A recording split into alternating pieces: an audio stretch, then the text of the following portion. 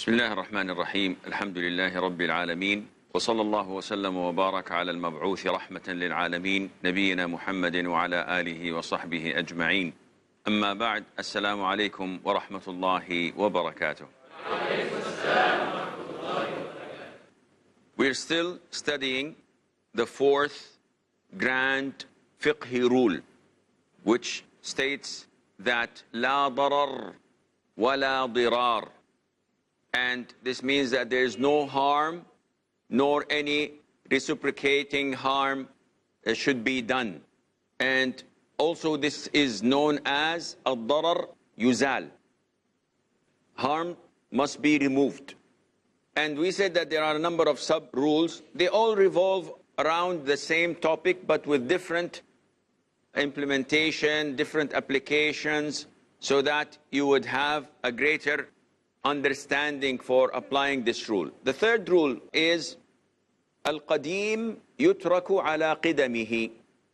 What is ancient or old must be left as old as it is. And what does this mean? This means that if there is something that was old and existing until today, there is no reason in changing it without appropriate evidence. For example, someone living in a house for 50 years, and he does not have any documentation to prove that the house is his. And we get a group of people coming and saying that the house is ours. Now, after 50 years, prove that to us. We don't have any proof. So what does the judge do in such situations? As long as there is no proof, then what is ancient, what is old, remains as it is. It's unchanged. Another example, two neighbors having a corridor or a pavement or a path between their houses for so long. And all of a sudden, one of the neighbors wants to block this way and take it to his own possession, claim it to be his. And the neighbor says, no, this is not your right. He said, no, this is my right. I want to do this. The judge says, no. What is old remains as it is. You do not change it, because by changing it, you will inflict harm. And we have agreed that there is no harm should be allowed. The fourth rule is similar, and it states that harm cannot be old or ancient. What does that mean? It means that you cannot justify harm because it's old. Example, two neighbors living near one another, and one of the neighbor's house is overlooking the other neighbor's windows.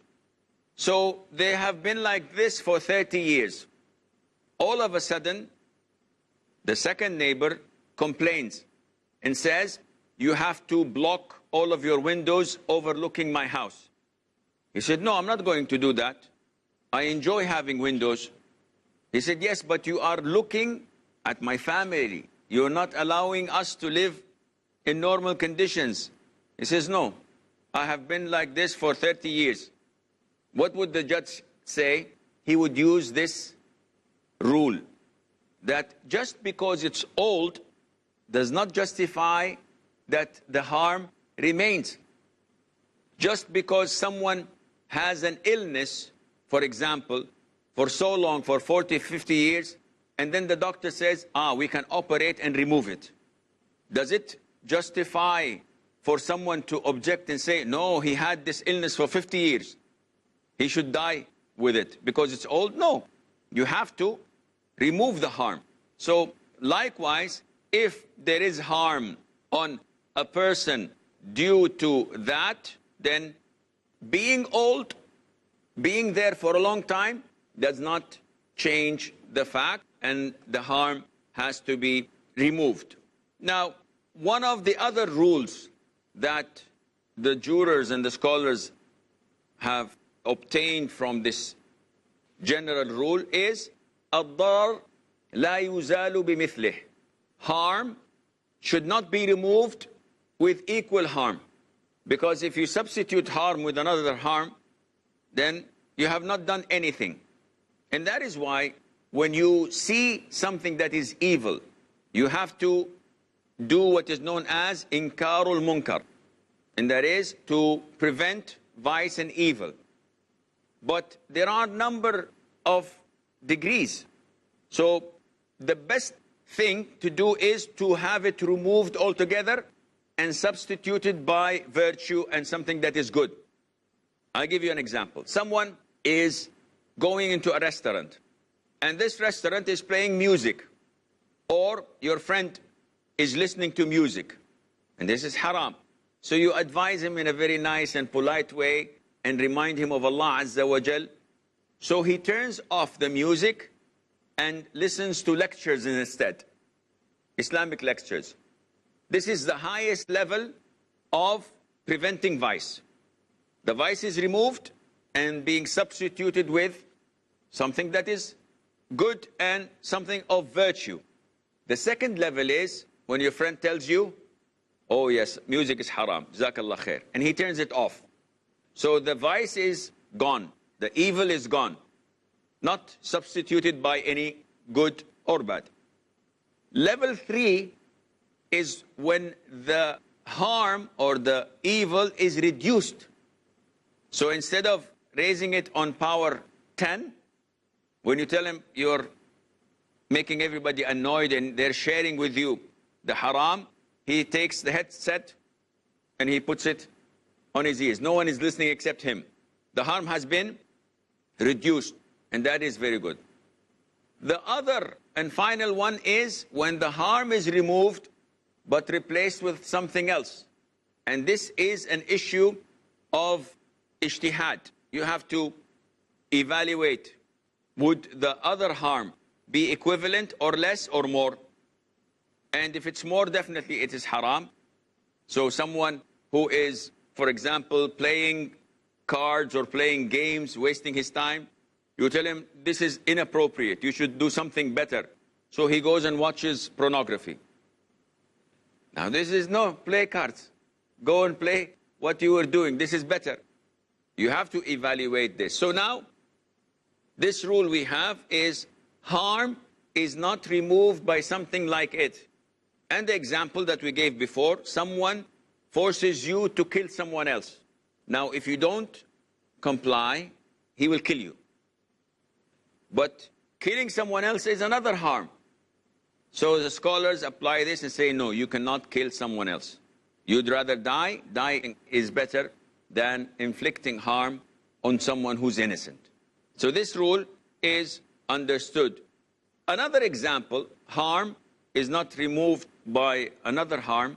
Scholars give an example of if you buy something and find out that there is a defect in it. There is something wrong. So for example, you buy a mobile phone and you find out that one of the buttons is not working. This is a defect. You have the right to go and complain and either get your money back or get a new phone instead. But while you were holding the phone, it fell and broke part of the screen. Now, do you have the right to go back and ask for your money? They said, no, harm is not removed by another harm, and now you're inflicting another harm on the seller. So what to do? In this case, you may not return it back, but you may ask for the compensation for the defect that he sold you in, because the mobile phone, as it is in good condition, would cost 1,000.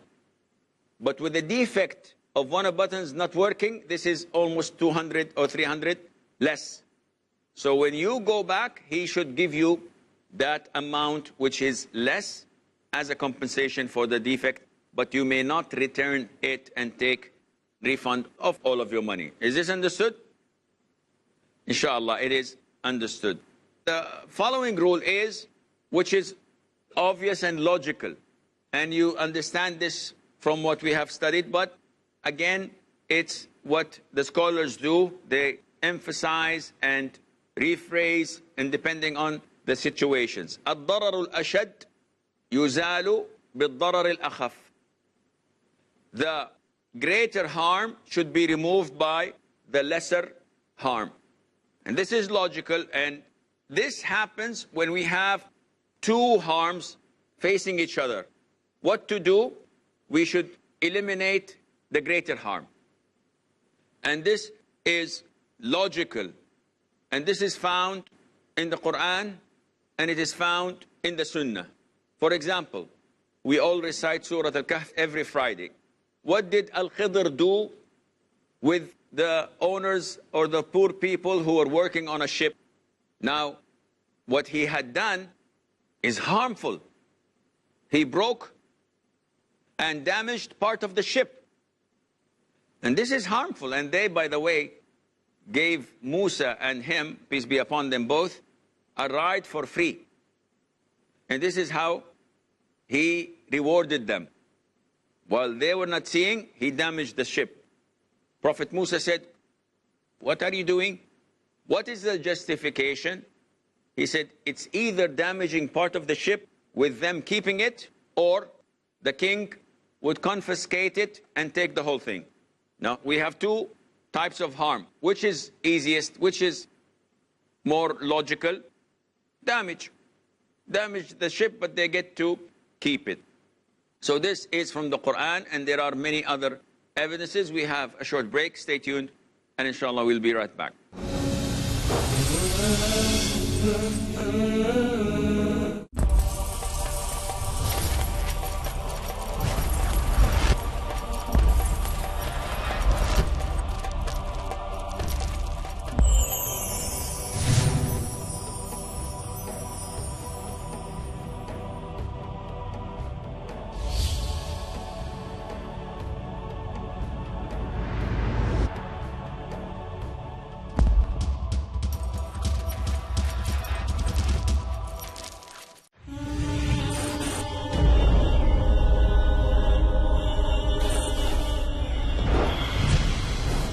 Although Christianity doesn't have a single credible source to justify her claims of the crucifixion,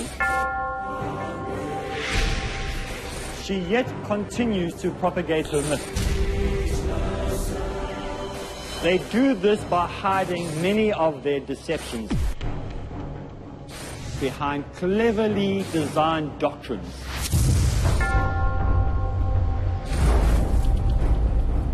Did you know that Christianity stands or falls at the cross?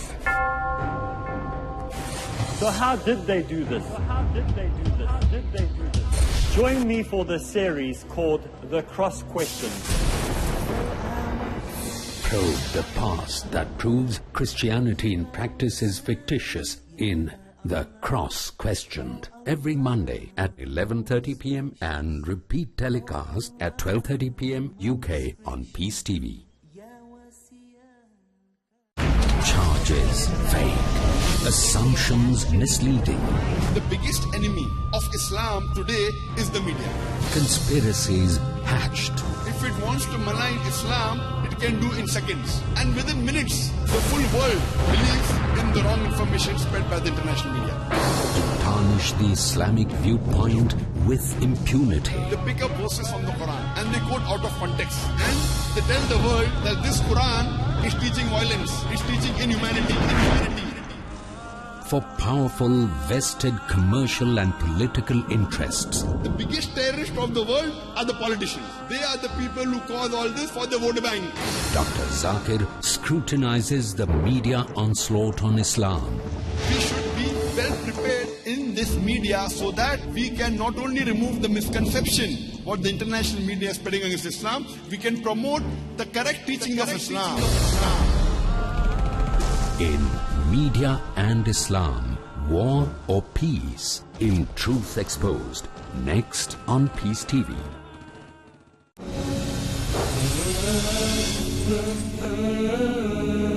Assalamu alaikum and welcome back.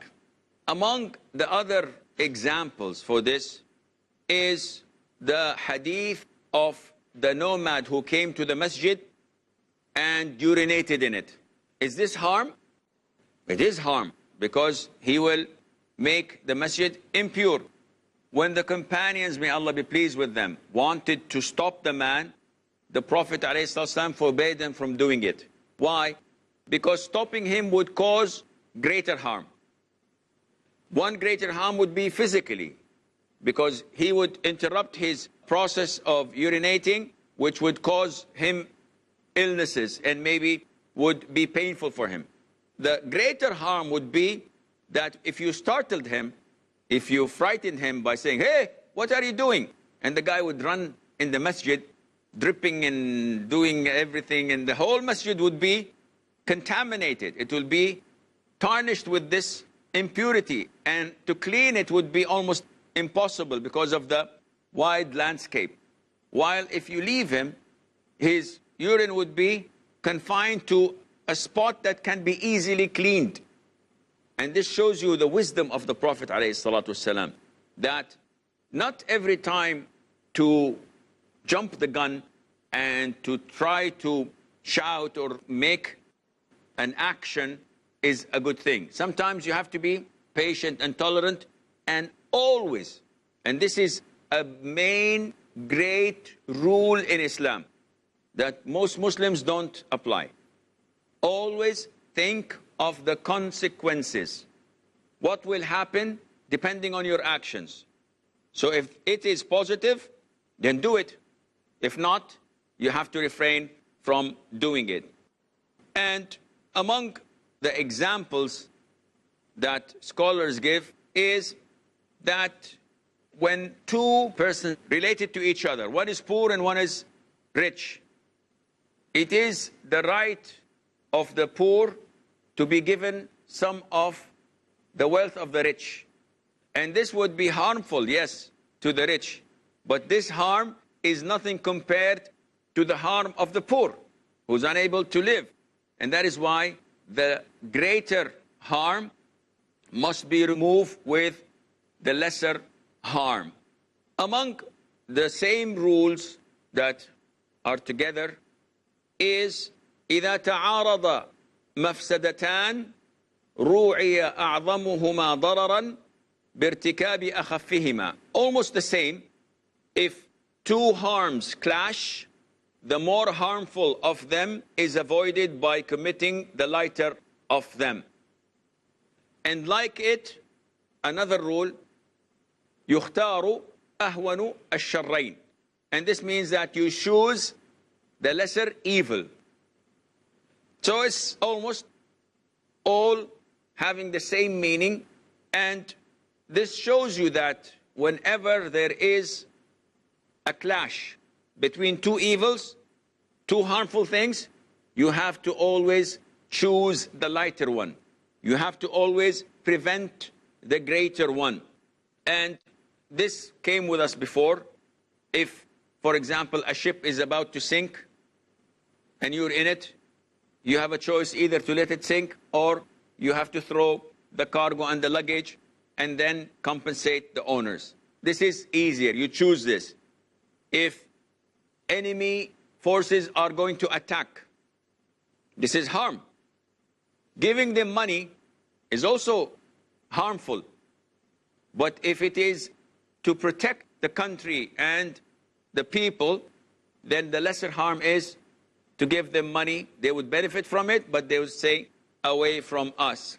Likewise, if a woman is pregnant and the doctors say that if we do not take your baby, you will die. And this is what they call consulto. A group of 3 or 4 trustworthy doctors, they all agree. If the pregnancy continues, you will die. And they all agree there is no room of error. This is inevitable. So in this case, what is the lesser harm? The lesser harm is to abort the pregnancy. And in this case, yes, killing a soul that is probable to be born alive or not, Allahu Alam, for keeping an existing and living soul. Another example with also pregnant women, what is the ruling on cutting a dead Muslim's body? It's haram. A dead Muslim is like a living Muslim. The hadith says the breaking of the bone of the dead is like the breaking of the bone of the living. So it's prohibited. But what happens if a woman who was pregnant dies? And the doctors say that the child is alive. What to do? We have to cut her open and get the living child. One would say, but she's dead. It's haram. How can we abuse this corpse of a Muslim woman? This is for a greater cause. She is dead already. So for protection of the child, of the fetus, of whatever, which is alive, we have to do this. And you go on and on by exploring the examples. Another rule, which is also an important one, يتحمل الضرر الخاص لدفع ضرر عام. Now, if we have a general harm that can be prevented by inflicting a private and specific harm on an individual, what to choose? They say long ago when there was communism, they said that everyone has to pay for the welfare of the community, for the welfare of the country. That is why in old Soviet Russia, for example, in old China, you could not own something. Everything is for the state. The factory is for the state, the shop is for the state, your house is for the state. And whether you work hard or not work at all, you will get like anybody else. So there is no care of the individual. Now, in capitalism, what the West is using, no. It's not for the state that matters, it's what the individual owns and possesses. So you can be multi-billionaire on the account of the whole community and the whole country. No problem. Your rights are more honored and sacred than the rest of the whole community. In Islam, there's a balance. You can possess, you can own, you can do whatever you want with your money. And those who work hard get paid more than those who don't. Unlike the communist regime, where you work or you don't work, you get the same amount. In Islam, no, there is. But if your individual right is going to affect the society, the community, then we have to protect it. And that is why when they say in the West that there is personal freedom, there's nothing in Islam as such personal freedom. You have the right to do whatever you want. No, you don't. You cannot come out of your home naked. You have to cover yourself. You cannot do something that would harm others and say, no, this is my right. I'm in my home, I can turn on the music to the loudest thing so that the whole neighborhood cannot sleep and no one can say anything. No, your right ends when the rights of others begin. So you have to stop. Likewise, here when we have a specific harm of an individual, this is tolerated and endured so that we would avoid the widespread harm to the community. If there is a mufti, there's a scholar who gives wrong answers and always makes the deen soft and he plays around, the ruler should stop him. Likewise, if there is a doctor, a licensed doctor who makes surgeries and people die in the tens, he's a doctor, he's licensed, but people are dying. So it's the duty of the governor, of the ruler, to prevent him from practicing. He said, "Ya akhi, this is harm for me. I have a license, this is the only way for me to live." He said, "No, because of your harm, we're protecting the community from yours." And finally, likewise, in the case of jihad, if the enemy is using human shields of Muslims, the enemy is using human shields of Muslims, what to do? If we don't attack, he will attack us and kill us. So we have to attack even if this leads to killing some of the Muslims, but this is collateral damage, and this is losing the rights of individuals for the welfare of the whole community. This is all the time we have. Until we meet next time, fi amanillah. Wassalamu alaikum wa rahmatullahi wa barakatuh.